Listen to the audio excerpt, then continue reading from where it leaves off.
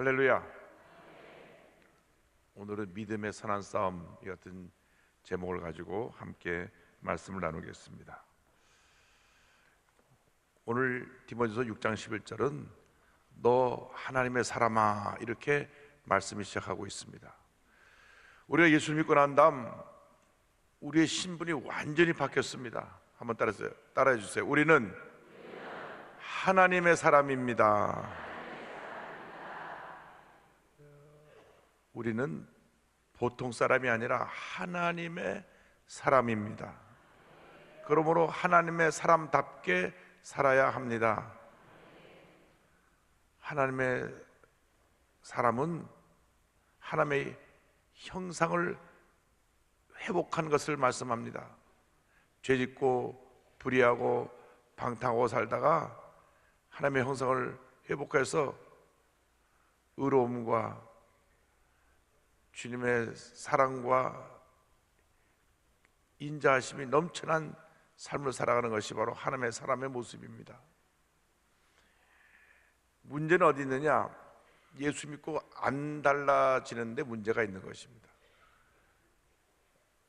여러분, 보통 사람은 하나님의 사람이기 때문에 모든 것이 달라져야 합니다. 우리의 생각도, 우리의 말도, 우리의 성품도, 우리의 습관도 다 달라져야 되는데 어떻게 달라져야 되느냐? 하나님의 사람답게 달라져야 됩니다. 그래서 먼저 하나님의 사람이 피할 것에 대해서 디모데전서 6장 3절로 10절까지 그 설명이 나오는데 3절로 5절까지 이와 같은 내용이 나옵니다. 누구든지 다른 교훈을 하며 바른 말 곧 우리 주 예수 그리스도의 말씀과 경건에 대한 교훈을 따르지 아니하면 그는 교만하여 아무것도 알지 못하고 변론과 언쟁을 좋아하는 자니 이로써 투기와 분쟁과 비방과 악한 생각이 나며 마음이 부패해지고 진리를 잃어버려 경건을 이익의 방도로 생각하는 자들의 다툼이 일어나느니라. 여기 보니까 하나님의 사람이 피해야 될 내용을 자세히 설명합니다. 다른 교훈을 따라간다. 다른 교훈은 뭐냐면 이 성경을 마음대로 해석하고 자기에게 유익하게 자기 좋을 대로만 그 말씀을 인용해서 따라가기 때문에 그 삶에 문제가 많은 것을 의미합니다. 여러분, 예수 믿고 나서 내가 내 삶의 주인이 아니라 내 삶의 주인은 우리 주님이시라는 걸 잊지 말아야 합니다. 내 기준으로 하다 보면 늘 실수가 있고 문제가 있고 어려움이 있습니다. 그래서 주님께서 내게 어떻게 말씀하시는가 생각해야 되는데 늘 나한테 맞추려고 하는데 그걸 뭐라 그러냐? 교만이랍니다. 교만이라고 하는 것은 죄악의 뿌리입니다. 아담과 하와가 하나님처럼 되려고 선악과를 따먹었기 때문에 우리 인류 가운데 죄가 들어오게 되었습니다. 그래서 죄의 뿌리는 교만인데 이 교만 때문에 모든 것이 문제입니다. 잠언서 10장 18절에 보면 교만은 패망의 선봉이요 거만한 마음은 넘어짐의 앞잡이니라 그랬어요. 왜 다툼이 생깁니까? 나는 옳은데 저 사람이 틀리다고 생각하니까 다투는 거예요. 그것이 교만입니다. 왜 사람을 무시합니까? 나는 잘났는데 저 사람은 부족하다고 생각하니까 그를 무시하는데 그것이 교만이죠. 사람들이 하나님의 주신 축복에 대해서 감사하고 겸손해야 되는데 신앙이 없는 사람, 예수 믿지 않은 사람들은 이 세상 것을 많이 가지면 교만해져요.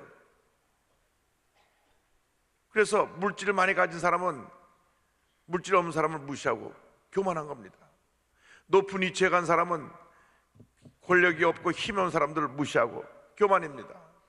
많이 배운 사람은 배우지 못한 사람을 무시하고 그래서 말도 함부로 하고 행동도 함부로 하고 그래서 사람들의 상처를 주는 경우가 많이 생깁니다. 배울수록 겸손하고 가질수록 겸손하고 높아질수록 겸손하면 하나님이 더 크게 복을 주시는 것입니다.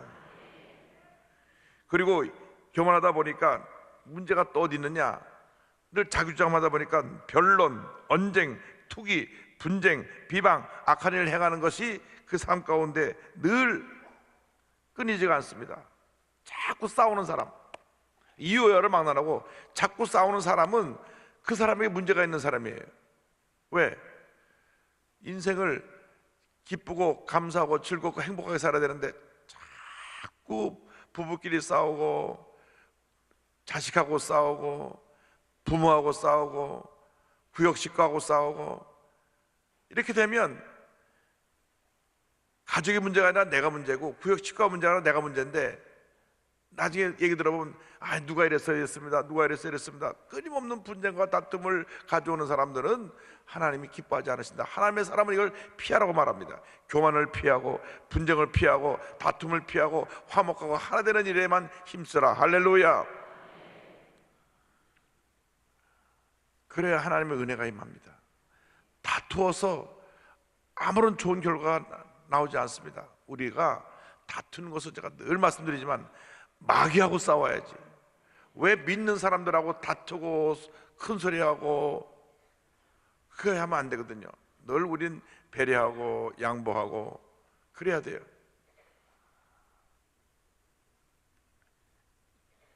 이 강대상 앞에 모니터가 있어가지고 바울성전, 행복성전, 예루살렘 성전, 영광대가 다 보이거든요.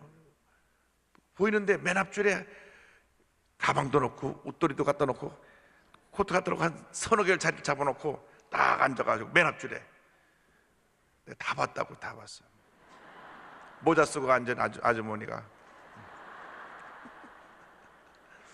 그래서 사람들이 벼으니까 뒤에서 오잖아요. 그러면 이 사람 언제까지 그러냐, 예배 시작할 때까지 자리를 잡아놓고 있으니.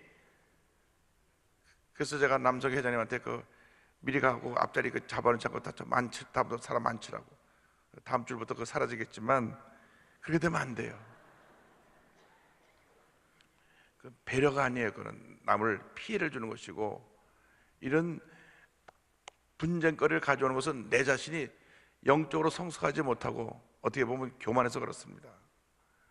교회는 주님의 은혜를 깨닫는 사람들이 겸손하게 주님을 섬기고 이웃을 섬기는 것이 교회입니다. 사랑과 하나 되는 것이 교회입니다. 에베소 4장 3절에 평안에 매는 줄로 성령이 하나 되게 하신 것을 힘써 지키라. 절대로 분쟁과 다툼은 우리 믿는 사람의 공동체에 있어서는 안 됩니다. 그래서 우리가 60주년을 맞아가지고 결심해야 되는 것은 이제 내가 달라지겠습니다. 성질이 좀 고약한 분들은 올해는 정말 온순한 양같이 변화되어서 절대로 교회에서 큰 소리로 자기 주장하지 않으려고. 어떤 분은 목소리가 얼마나 큰지 저 끝에서 얘기하는 게 여기까지 다 들려요. 내가 좀 기분이 나빠도 소리를 질러서 그 문제 해결되는 게 아닙니다. 그러면 기분이 더 나빠지는 거예요. 예배드리기 전에 소리 지르고 한번 싸우고 나면 은혜가 되겠습니까? 그래서 우리 늘 절제하고 늘 겸손하고 늘 낮아지고 늘 섬기고 늘 배려하고. 할렐루야. 또 우리가 피해야 될 것이 뭐냐? 돈을 사랑하는 것입니다. 6장 10절에 돈을 사랑함이 일만하게 뿌리가 되나니 이것을 탐내는 자들은 미혹을 받아 믿음에서 떠나 많은 근심으로서 자기를 찔렀도다. 여기 돈을 사랑한다는 말의 의미는 하나님보다 돈을 더 사랑한다고 하는 것입니다. 뭐니 뭐니 해도 머니가 최고요. 그래가지고 그래서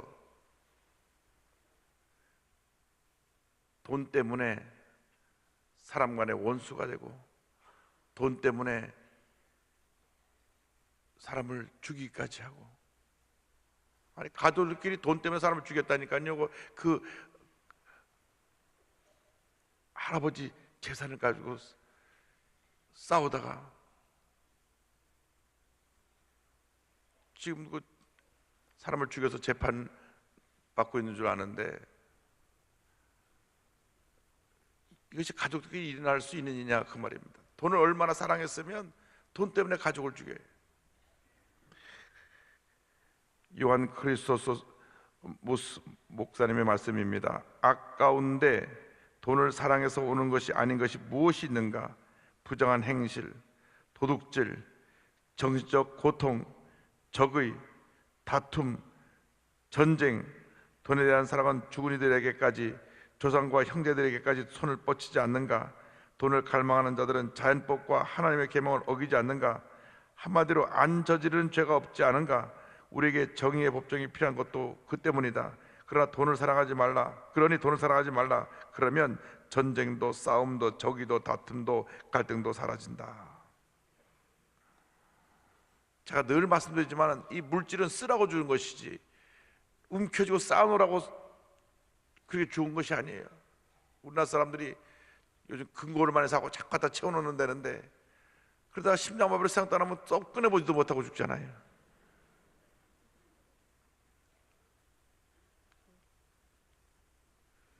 어저께 아침에 장례식을 치르면서 생각을 하는데, 이렇게 우리가 훌쩍 천국을 가는데 뭐 욕심이 있어가지고 남의 것 빼앗고 더 가지려고 그러고, 형제끼리도 재산 싸움하느라고 원수가 되고. 아니, 부모님 돌아가셨는데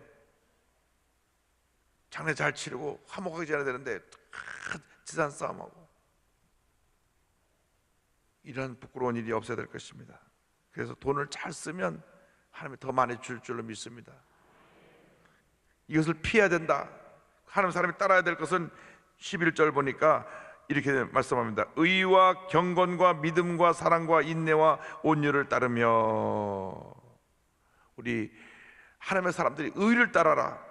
바르게 하나님의 의, 인간의 의가 아니라 하나님의 의. 마태복음 6장 33절에 그런즉 너희는 먼저 그의 나라와 그의 의를 구하라. 그리하면 이 모든 것을 너에게 더하시리라. 하나님의 의는 무엇입니까? 이 말씀입니다. 말씀. 여러분들이 올해 1년에 1독 이상 성경을 읽어야 되는 이유는 우리 신앙의 기본이 말씀이기 때문에. 제가 어저께 새벽에 끝나고 우리 한국의 모든 선교사님들을 총 맡아서 관리하는 한인 세계 선교협의회 총회 갔다가 제가 신하석 목사님 설교에 아주 큰 도전과 충격을 받았어요. 하나님께서 50세 넘었을 때 그 목사님에게 꿈을 주셨는데, 전 세계에 가서 그 나라에 복음을 전하라. 그래서 지금까지 100개국을 넘게 다녔대요. 유엔에 등록된 나라가 193개국인데 세상을 떠나기 전까지 각 나라를 한 번씩 다 가서 그 나라 기독교 지도자들을 불러서 만나서 얘기를 하고 그 나라의 선교 현황을 보고를 받고, 그리고 그 나라에게 필요한 영적인 도전을 하는데, 어디나 가면 그 아프리카가 어디고 여기 성경을 한 번에서 읽은 사람 손들라고 늘 물어본답니다. 놀랍게도 우리나라만 예배고 아프리카고 아시아고 손들어보라고 하면 절반 정도가 성경을 한 번도 안 읽은 거예요. 그러니까 성경을 제대로 안 읽으니까 하나님의 법이 무엇이고 하나님의 의가 뭔지 모르니까 자꾸 실수하고 잘못하는 거예요. 성경대로 살면 실수 안 하거든요. 성경대로 살면 죄 안 짓거든요. 성경대로 살면은 복받은 인생을 살거든요. 근데 성경에 벗어난 삶을 사니까 문제가 많고 어려움 많고 갈등이 많아서, 그래서 성경을 읽으라고 각 나라마다 가서 도전을 하면 그 목사님들이 크게 도전받고 눈물로 회개하고 성경을 읽으면서 다시 그 나라마다 부흥이 일어나고. 그러니까 어떤 사람이 나중에 한번 묻더래요. 도대체 목사님은 성경을 몇 번 읽으셨습니까? 자꾸 성경 몇 번 읽는 거 손들어 보라 그러니까. 그래서 각 나라마다 가서 물어보면 많이 읽은 사람이 4번 읽었더래요. 많이 읽은 사람이. 근데 그 목사님 말씀 제가 큰 도전을 받아서 저는 한 달에 한 번씩 성경을 봅니다. 한 달에 한 번씩 성경을 봅니다. 야, 할렐루야.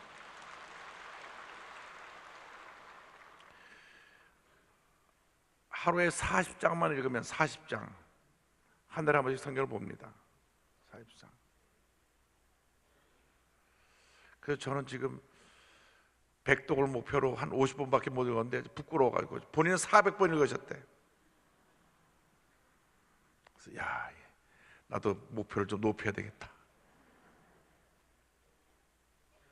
한 달에 한 번씩 성경을 읽으신다니까. 그러면 성경에 꽉 사로잡혀가지고 실수할 수가 없죠.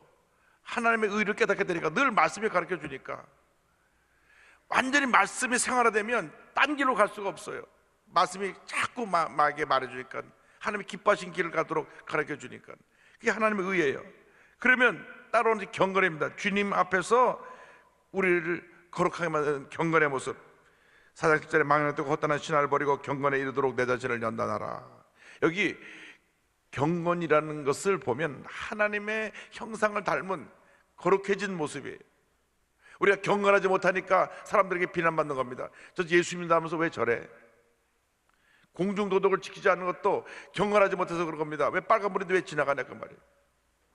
교회 앞에서 요 근처에 길 걷는데 주일날 되면 요즘 많이 낮았는데도 불구하고 막 건너는 사람들이 있어요.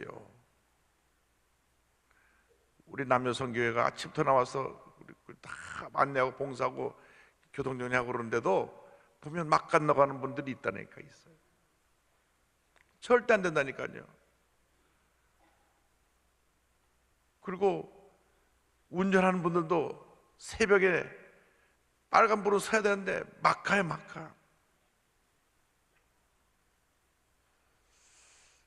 그래서 우리 예수 믿는 사람들이 가장 기본적인 교통질서를 안 지키면서 어떻게 하나님의 법을 지킬 수 있느냐, 그런 생각을 해봅니다.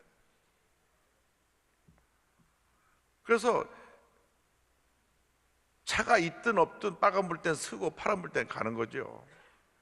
그리고 건널 보고 있을 때는 항상 속도를 줄이고 슬로우 다운해서 그 앞에 섰다가 가는 거고, 길을 건널 때도 늘 신호등이 바뀌자마자 빨리 건너가야 돼요. 이 신호등 우리나라는 좀 너무 빨리 바뀌기 때문에. 그래서 절대로 이 세상 법규부터 잘 지키는 훈련을 해야 됩니다. 이게 경건입니다.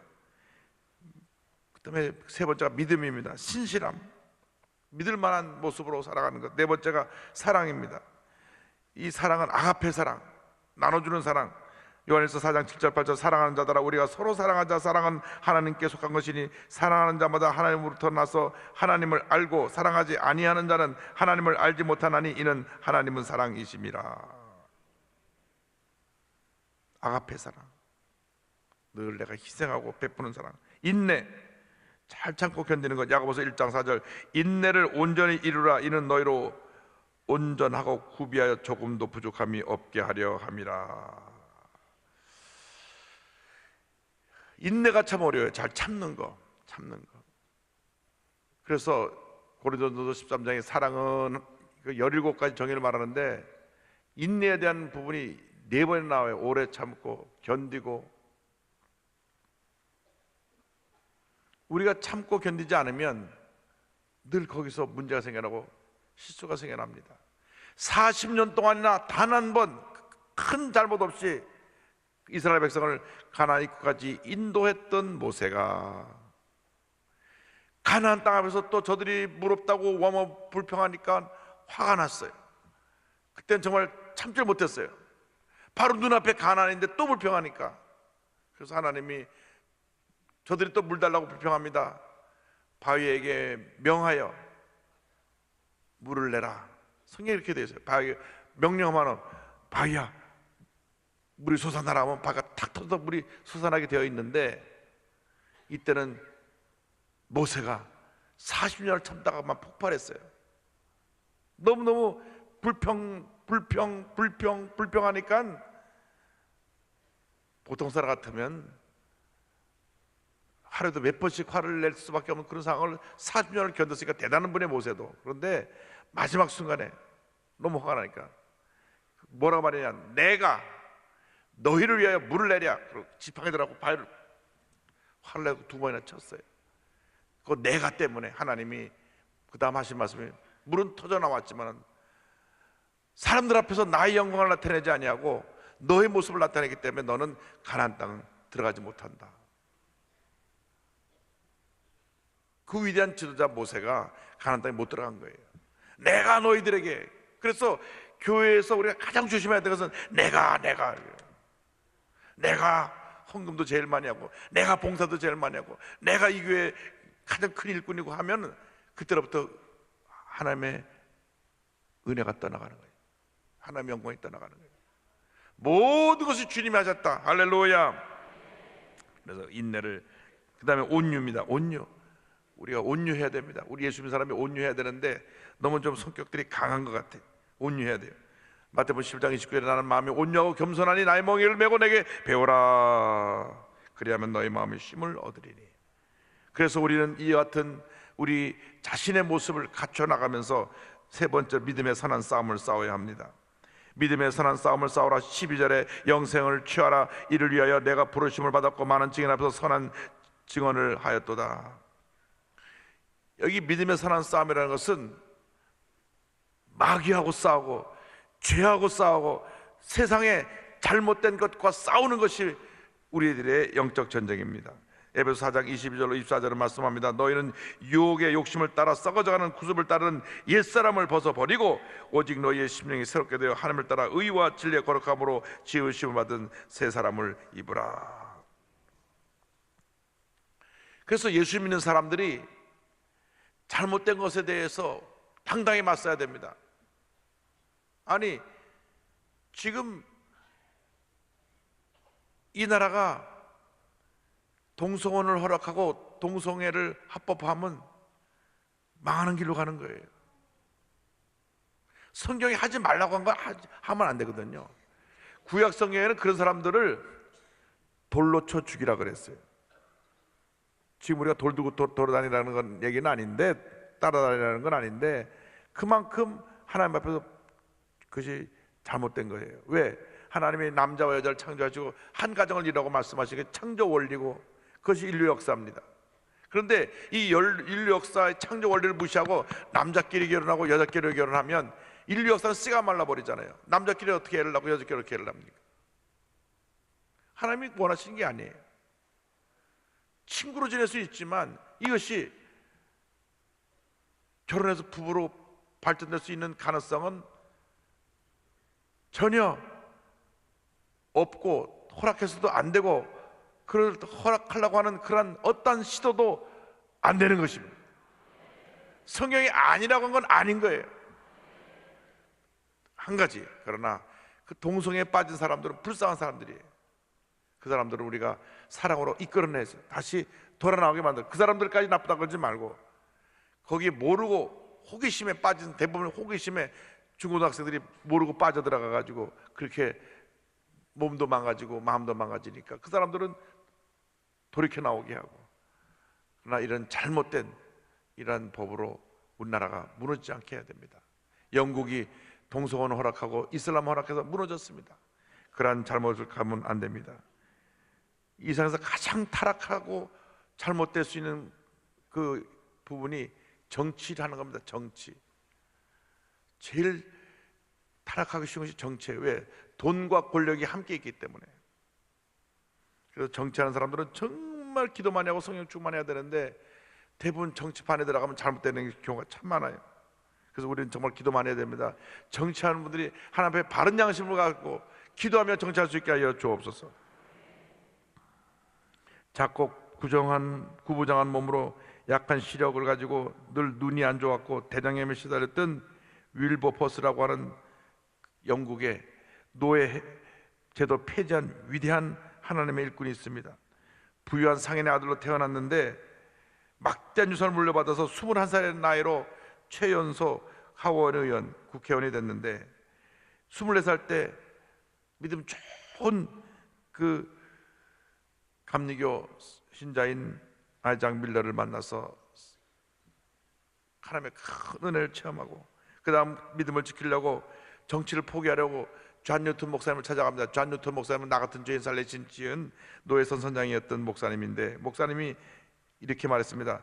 당신의 가장 중요한 의미는 당신이 처한 곳 거칠고 험한 정치계에서 그리스도의 증인으로 살아가는 것입니다. 주님께서 그분의 교회와 이 나라를 위해 당신을 가르쳤음을 바라고 믿습니다. 그래서 기도하는 가운데 하나님이 노예제도를 폐지하라. 그래서 노예제도 폐지를 사명으로 삼았습니다. 그는 말합니다. 전능하신 하나님께서 내 앞에 두 가지 커다란 목표를 두셨다. 하나는 노예 무역을 근절하는 것이고 다른 하나는 관습을 개혁하는 것이다.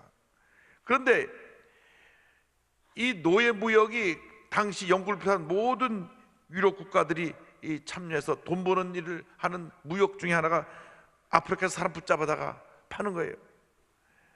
영국이 아프리카에서 붙잡아다가 노예시장에 팔았던 노예가 300만 명. 한때 영국 전체 국가 수입의 3분의 1이 아프리카에서 사람 붙잡아다가 노예로 파는 거예요. 그러니까 이 아프리카에서 붙잡혀온 사람들이 평화롭게 살다가 갑자기 붙잡혀서 완전히 인간이야 취급을 받으면서 중노동을 하고 그렇게 고통당하는 삶을 살았는데, 국가 수입의 3분의 1 정도를 갖다 노예 붙잡아다 파는 일을 갖다가 하는 일에 돈을 벌었으니, 그걸로 돈을 버는 사람들이 국회의원도 내보내고 국회의원 돈도 대주고 그래가지고 노예를 사고 파는 일을 딱 법적으로 묶어놨어요. 그런데 이분은 150번이나 넘게 국회에 나가서 절대 노예는 안 된다고 부르셨습니다. 영국이 진정으로 위대한 나라가 되고자 한다면 하나님의 법을 지켜야 한다. 노예제도는 분명 하나님의 분노를 자극하는 일이다. 기독교 국가를 자처하는 영국이 황금의 눈이 멀어 노예제도를 갖고 있다니 이런 악행을 저지르고도 오래 살아남은 제국은 역사상 찾아보기 힘들다. 두 번에 걸친 암살 위험과 갖은 중상 모략과 비방을 시달리면서도 46년 동안 열심히 이 입법에서 계속 국회에 가서 노예를 폐지하고 노예 폐지하자고 그러고 사람들에게 믿음 좋은 사람들 만나가지고 법을 위반해가지고 결국 1833년 7월 27일 영국에서 노예제도가 폐지되었습니다. 할렐루야. 이 한 사람이 정치를 바꿔놓은 거예요. 우리 국회도 그런 사람이 들어가야 돼. 목숨 걸고 하나님의 법을 바로 세우는 일에 앞장설 때 우리나라가 바로 서지. 밤낮 일로 갔다 절로 갔다. 이 국회의원들이 정신 좀 차려야 돼요. 하나님의 법대로 아니면 아닌 거지. 위에서 찍으라고 하면 그걸 가서 찍고 이렇게 찍고 왔다 갔다 하면 큰일 납니다. 노예제도가 폐지된 후에 그 법이 고쳐주니 그는 세상을 떠났습니다. 권영준 경희대 교수가 이 윌버포스에 대해서 이렇게 말합니다. 윌버포스는 오늘 우리의 돈으로 환산하면 약 1조 원에 달하는 재력가의 손자로 태어났다. 하나님을 만나기 전 유흥가의 황태자였으며 최연소 하원 의원으로 정적인 야심 또한 컸다. 그랬던 윌버포스가 자신의 삶의 자리에 하나님을 만나 영국뿐 아니라 다른 서방 세계까지 노예제도를 폐지하는 것을 사명으로 삼았다. 윌버포스와 글래팜 공동체 노력으로 노예 무역 매매 폐지법과 노예 해방법은 각각 1807년, 1833년에 통과됐다. 그가 죽을 때 그의 1조 원 재산은 남아있지 않았다. 그는 매년 많은 돈을 이렇게 사회에다 환원했습니다. 불쌍한 사람 돕고 구제 사업을 했는데 노예제도를 폐지를 위해 틈틈이 재산을 오른손이 한 일을 왼손도 모르게 사회에 환원했기 때문이다. 이것이 바로 믿음의 사람입니다. 하나님의 사람입니다. 우리나라에도 이렇던 하나님의 사람들이 많이 나와서 정치가 개혁되고 이 경제가 새로워지고 사회 전 분야가 개혁되는 놀라운 일이 있게 되기를 바랍니다. 간절히 바라기는 우리 여의도 순복의 모든 성도들이 이 어떤 하나님의 사람의 모습이 되어서 여러분 가정이 변화되고 이웃이 변화되고 대한민국이 변화되는데 여러분 모두가 기억에 쓰임받게 되기를 주님의 이름으로 축원합니다. 기도하겠습니다. 사랑과 은혜와 자비가 무한하신 하나님 아버지,